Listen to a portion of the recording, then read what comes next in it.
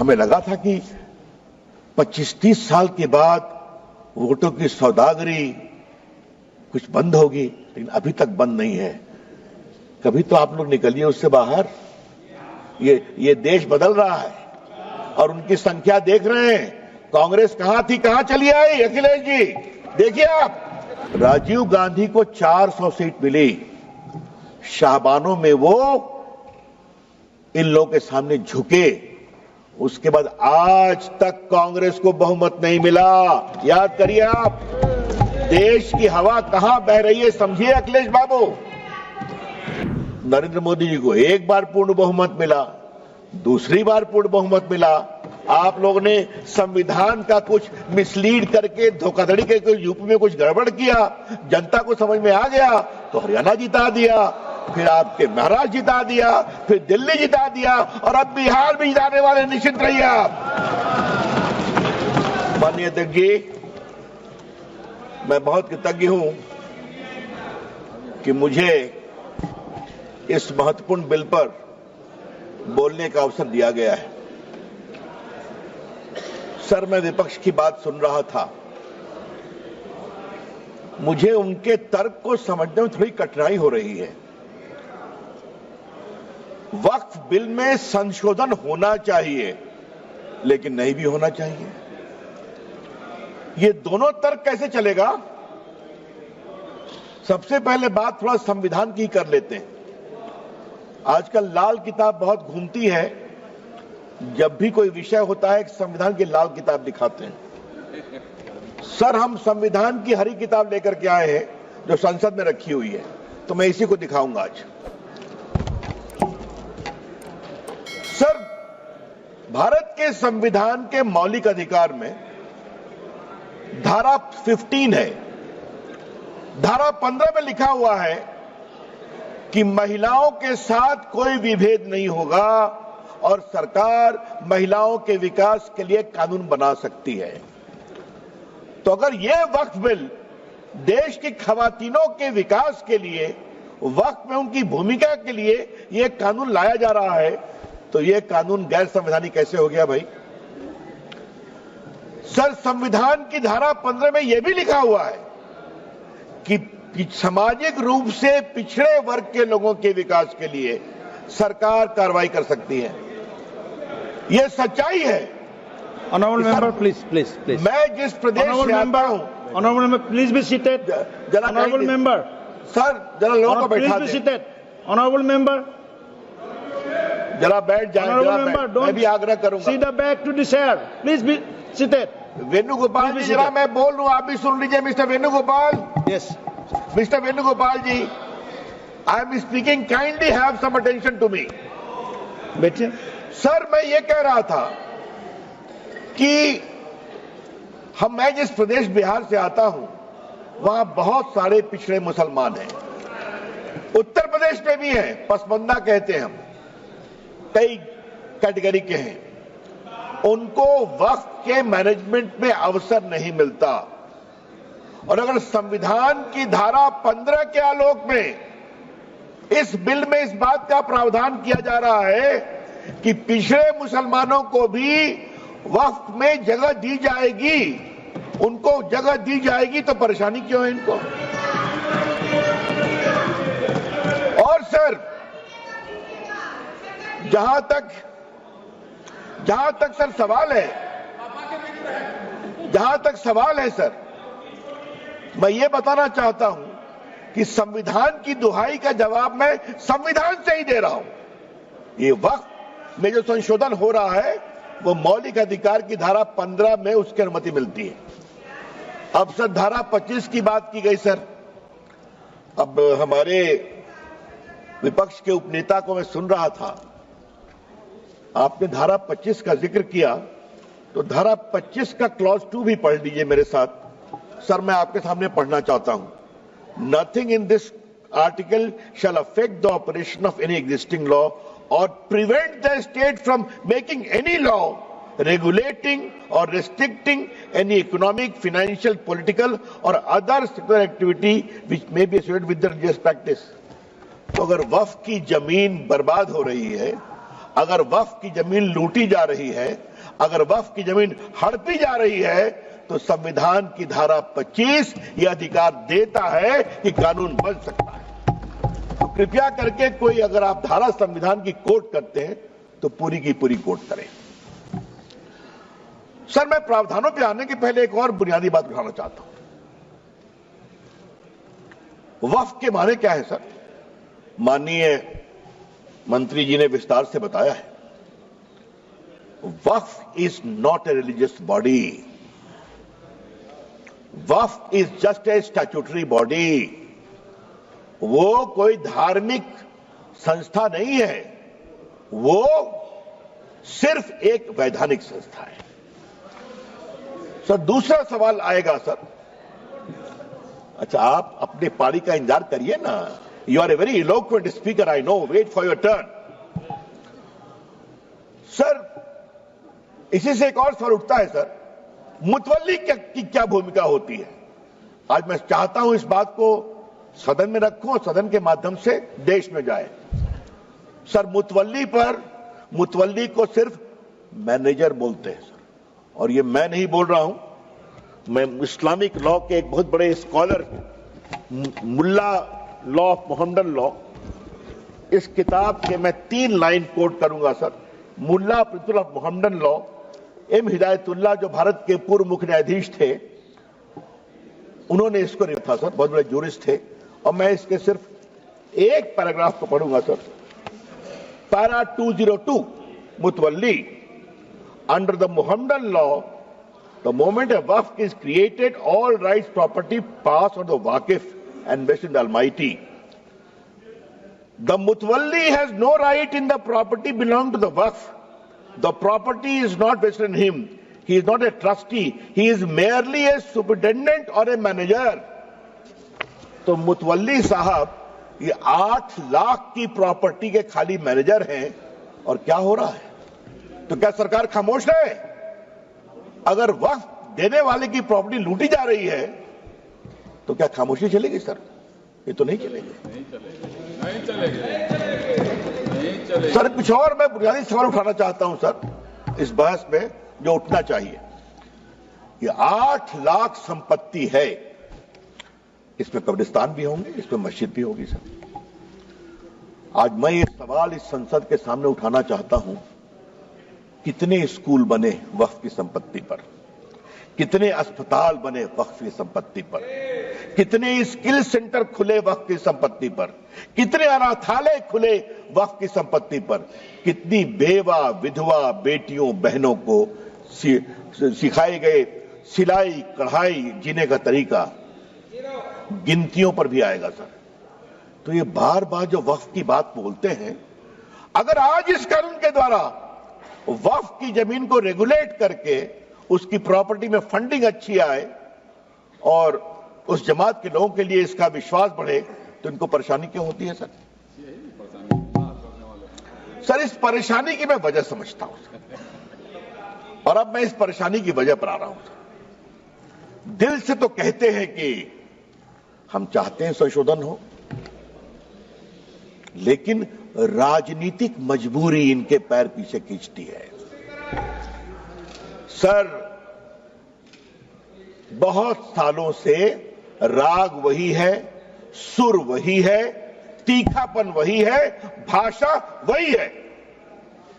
और मैं 3 उदाहरण देना चाहता हूं सर। याद करिए, शाहबानों के केस में जब सुप्रीम कोर्ट ने एक निर्णय दिया कि साहबानो एक डिजर्टेड वाइफ थी, उनको कुछ 100 रुपये मिले, तो सुप्रीम कोर्ट के फैसले पर हो हल्ला किया गया। यही लोग हैं। और सर, उस समय राजीव गांधी इस देश के प्रधानमंत्री थे, 400 का बहुमत था।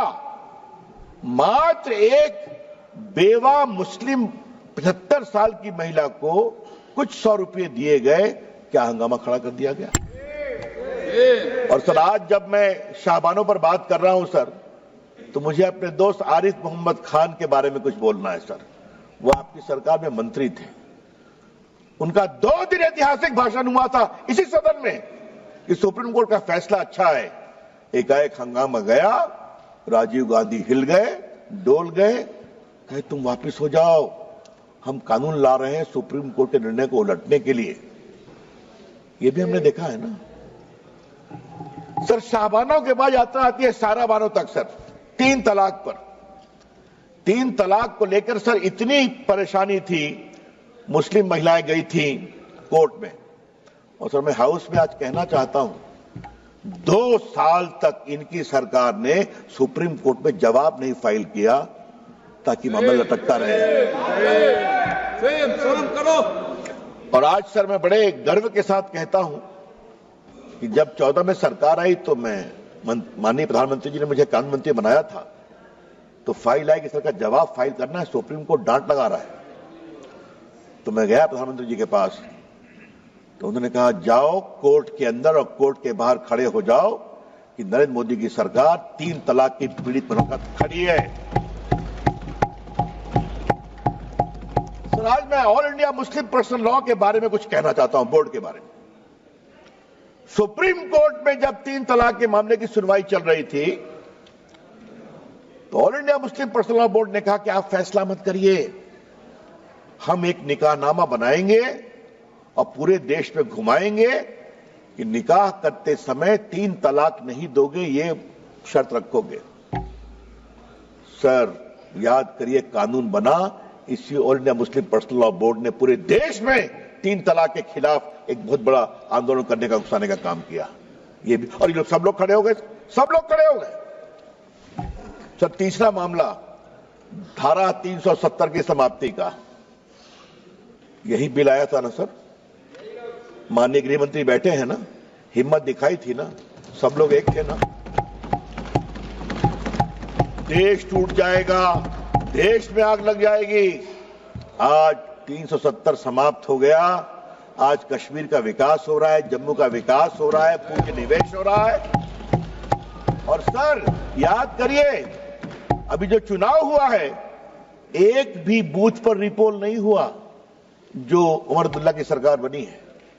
जहां पाकिस्तानी झंडे लहराते थे, आज वहां लाल चौक में तिरंगा लहराता है और भारत माता की जय बोलते हैं। सर ये बात मैं क्यों बोल रहा हूं? सर ये बात मैं क्यों कह रहा हूं सर? मैंने 86 से 20 तक की कहानी बताई। स्वर वही है, सुर वही है, तलखी वही है, चाहे संशोधन लाओ वक्फ में, चाहे लाओ 370 में। तो हम ये भी कहना चाहते हैं कि अब ये नहीं चलेगा, और बड़ी जिम्मेवारी से कहना चाहता हूं सर, एक सवाल उठाने की इच्छा होती है, वोट बैंक के लिए देश कहां तक जाएगा? क्यों जाना चाहिए? सर आप याद करिए, मैं कहना चाहता हूं सीए पर क्या क्या तूफान खड़ा किया गया। आप जो बाहर से हिंदू थे, सिख थे, क्रिश्चियन थे, उनको भारत लाया गया, उसका कोई असर हिंदुस्तान के मुसलमानों पर नहीं था, फिर भी तूफान खड़ा किया गया। और आज फिर खड़ा करने की कोशिश की जा रही है सर। अच्छा जरा आप शांत रहिए। अरे धर्मेंद्र जी कभी तो हमको सुन लिया कीजिए, अखिलेश जी सुनते हैं, आप नहीं सुनते, यही समस्या है। सुनिए सर, इससे जुड़ा एक और बड़ा सवाल है सर, और वो सवाल मैं उठाना चाहता हूं सर। मुस्लिम जमात इस देश के लोग हैं, जितना हिंदुओं का उतना आपका है, कोई शक नहीं है, लेकिन मुस्लिम जमात के आदर्श कौन होंगे? क्या मुस्लिम जमात के आदर्श वोटों की दलाली करने वाले, सौदागरी करने वाले होंगे? अगर ये है तो ये देश को स्वीकार नहीं होगा। हम बहुत विनम्रता से कहना चाहते हैं, मुस्लिम समाज के आदर्श होंगे मौलाना अबुल कलाम आजाद, डॉक्टर एपीजे कलाम, अब्दुल हमीद, अशफाकुल्ला खान, रसखान, कबीर, मलिक मोहम्मद जैसे। जब मोहम्मद शमी फास्ट बॉलिंग करके आउट करता है, पूरा देश ताली बजाता है। और जब सानिया मिर्जा टेनिस में भारत का नाम ऊंचा करती है, हम सभी खुश होते हैं। ये तय करना पड़ेगा। हमें लगा था कि 25-30 साल के बाद वोटों की सौदागरी, कुछ बंद होगी, लेकिन अभी तक बंद नहीं है। कभी तो आप लोग निकलिए उससे बाहर। ये देश बदल रहा है और उनकी संख्या देख रहे हैं। कांग्रेस कहां थी, कहां चली आई, अखिलेश जी देखिए आप। और सर एक बात और मैं आज बताना जरूरी है सदन के स्मृति के लिए, राजीव गांधी को 400 सीट मिली, शाहबानों में वो इन लोगों के सामने झुके। उसके बाद आज तक कांग्रेस को बहुमत नहीं मिला। याद करिए आप, देश की हवा कहां बह रही है समझिए अखिलेश बाबू। और हमको आप इतना आलोचना करते हैं, नरेंद्र मोदी जी को एक बार पूर्ण बहुमत मिला, दूसरी बार पूर्ण बहुमत मिला।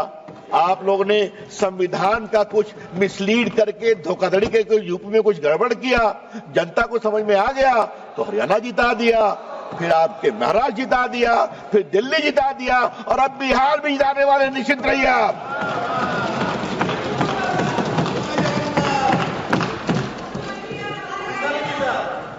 वो तो पहले जीत गए थे। सर मैं आपसे आज इस बहस के क्रम में कुछ और बड़ी बातें कहने की जरूरत है सर। ये जो 13 का कानून सर बार बार कहा जा रहा है कि अच्छा लगा मुझे उपनेता ने, कांग्रेस ने कुछ कहा कि बदलाव पहले भी हुए हैं। सर आपकी जानकारी के लिए अगर देखें आप, आजादी के बाद 54 में एक्ट आया, 59 में बदलाव हुआ, 64 में बदलाव हुआ, 69 में हुआ, 84 में बदलाव हुआ, फिर 95 में आया। और सर ये रिकॉर्डेड है, अगर आप निर्देश देंगे तो हम प्रस्तुत करेंगे। ये सारा कुछ बदलाव कुछ जमातों के दबाव में आया। और सर 95 कब आया? जब राम जन्मभूमि का आंदोलन चल रहा था। हाँ, तो इन लोगों ने कहा ठीक है हमारे वक्फ में बदलाव करो। और 13 कब आया? जब इनके हारने का रास्ता खुल रहा था।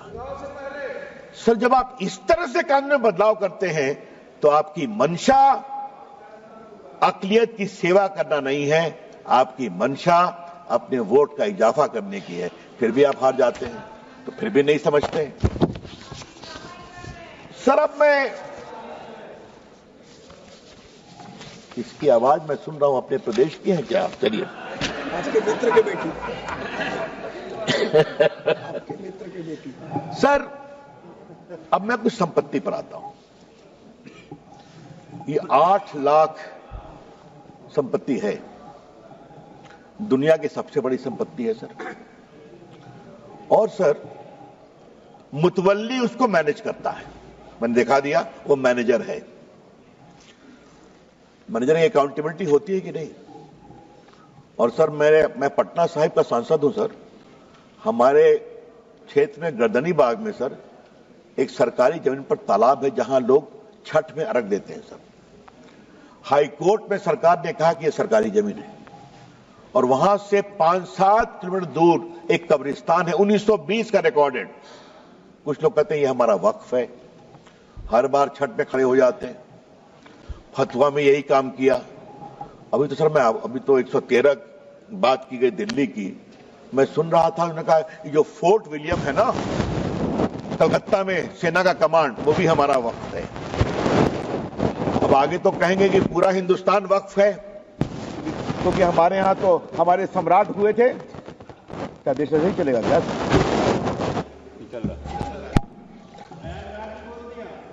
अरे प्रयागराज में बोला, भोपाल में बोला, कहां नहीं बोला, मुंबई में बोला, जहां चले जाइए।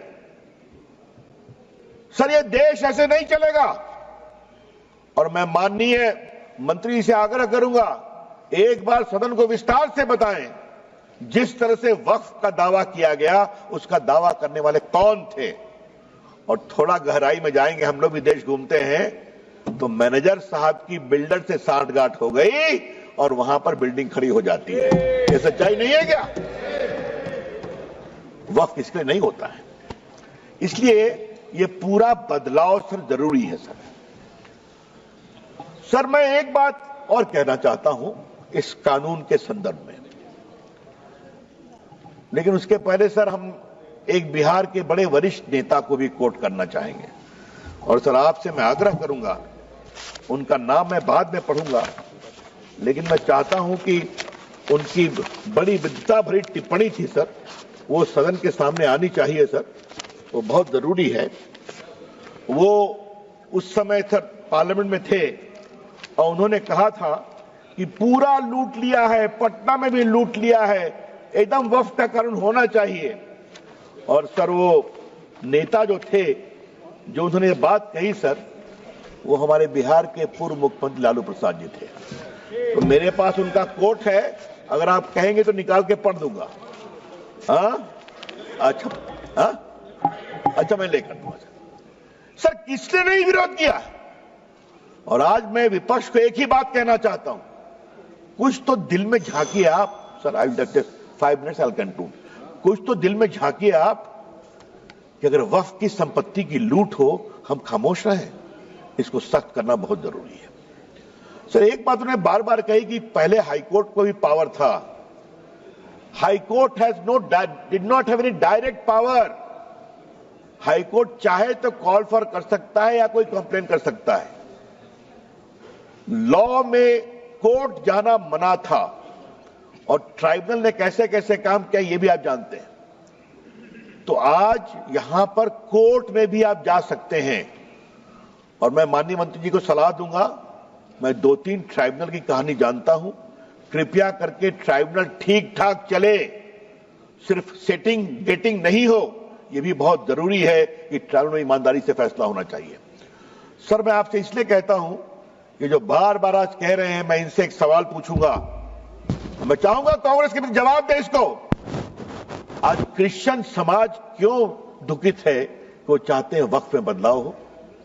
पूरे भारत के क्रिश्चियन समाज, केरला के क्रिश्चियन समाज, the Christian community and the churches are very very disturb by the encroachment of their property under the garb of Waqf. तो उनको लगता है बदलाव जरूरी है।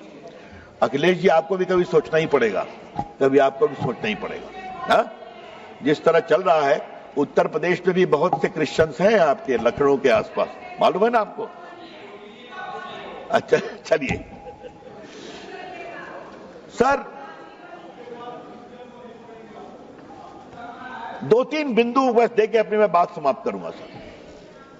नंबर 1, आप इस बिल का विरोध करते हैं तो क्यों करते हैं? इसका जवाब नहीं दे रहे। और मैं चाहूंगा सब लोग मेरी बात पर जवाब दें कि आपको इस बिल से क्या परेशानी है। नंबर 2, क्या आप चाहते हैं कि वक्फ की प्रॉपर्टी हड़पने, लूटने, दलाली, बिचौलियों के बीच में रहे या गरीबों के लिए काम में आए, पसमंदा मुसलमानों के लिए काम में आए, बेटियों के लिए काम में आए? ये उसके लिए रास्ता खोलता है। और सर तीसरी बात, इस बिल में बड़े बड़े नामी गिरामी मेंबरान पार्लियामेंट, जूरिस्ट, रिटायर्ड जजेस, महिलाएं, सिविल सोसाइटी सब आके देखने वाली है। तो आपको शर्मिंदगी किस बात की है? सर एक बात मैं विनम्रता से कहूं, परेशानी किस बात की है? मैनेजर साहब के ऊपर कंट्रोल नहीं होना चाहिए, मुतवल्ली के ऊपर कंट्रोल नहीं होना चाहिए। तो ये नरेंद्र मोदी जी की सरकार है।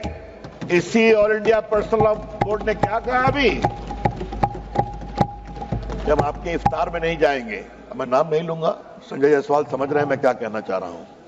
कहा था ना इन लोगों ने, क्या इफ्तार में नहीं जाएंगे, आपको बुलाएंगे भी नहीं। तो मैं उनसे बड़ी विनम्रता से कहूंगा, आपके वो दिन लट गए जब आप वीटो लगाते थे। ये नरेंद्र मोदी जी की सरकार है, विकास के लिए हर काम करेगी। और बस सर एक अंतिम बात कह के अपनी बात समाप्त कर रहा हूं, बस एक पॉइंट। हमारे ऊपर इन्होंने बहुत आरोप लगाया, एक लगाते हारते जा रहे हैं, फिर भी भाषा वही है। लेकिन सर मैं एक बात कहूं, अगर नरेंद्र मोदी की सरकार कहती है सबका साथ, सबका विकास, सबका प्रयास, तो ये बात को हमें गर्व है। अगर गैस दिया तो क्या हिंदू मुसलमान में कोई फर्क किया? अगर शौचालय बनाया तो कहा हिंदू मुसलमान ने फर्क करना है? अगर सड़कें बनी तो क्या यह कहा कि मुस्लिम गांव से सड़क नहीं जाएगी?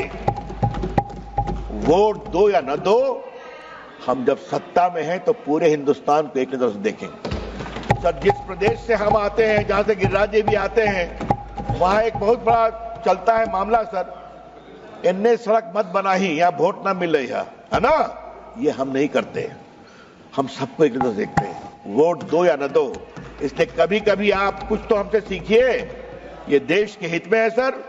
मैं मोदी जी का अभिनंदन करता हूं, मंत्री जी का अभिनंदन करता हूं, गृह मंत्री जी का अभिनंदन करता हूं। हम ये बदलेंगे देश के लिए, अकलियत के लिए, खवातीनों के लिए। बहुत बहुत धन्यवाद। धन्यवाद।